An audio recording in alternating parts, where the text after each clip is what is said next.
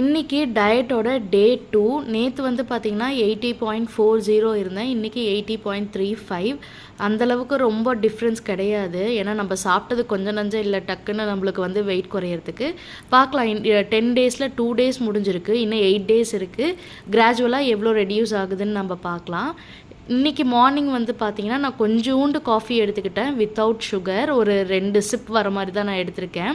அதுக்கப்புறம் காலையில் வந்து பார்த்திங்கன்னா ஆம்லெட் நான் எடுத்துக்கிட்டேன். எக் நான் எடுக்கல, பாயில்டு எக் எடுக்கல. அதுக்கு பதிலாக 2 பாயில்டு எக் வந்து ஆம்லெட் போட்டு நான் எடுத்துக்கிட்டேன். அதுக்கப்புறம் ஆப்பிள் ப்ளஸ் க்ரீன் டீ எடுத்துக்கிட்டாச்சு. ஆஃப்டர்நூன் வந்து பார்த்திங்கன்னா சேம் அதே மாதிரியே 3 பாயில்டு எக்கு, ஆப்பிள், அதுக்கப்புறம் க்ரீன் டீ எடுத்துட்டேன். பாயில்டு எக் எடுக்க மறந்துட்டேன், ஃபோட்டோ எடுக்க மறந்துட்டேன். அதுக்கப்புறம் ஈவினிங் வந்து கொஞ்சம் பசிச்சதுன்னு சொல்லிட்டு நட்ஸ் எடுத்துக்கிட்டேன்.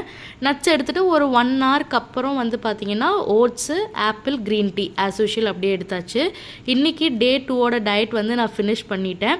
டே 3 கொஞ்சம் வந்து நம்மளுக்கு வெயிட் இன்னும் கொஞ்சம் ரெடியூஸ் ஆகும்னு நான் நம்புகிறேன். பார்க்கலாம், நம்ம இதை வந்து ஃபாலோ பண்ணிகிட்டே இருக்கலாம், மனசை தளர விடாமல். ஸோ நாளைக்கு டே 3ல் என்ன வெயிட் இருக்குதுன்னு சொல்லிட்டு பார்க்கலாம். பாய்.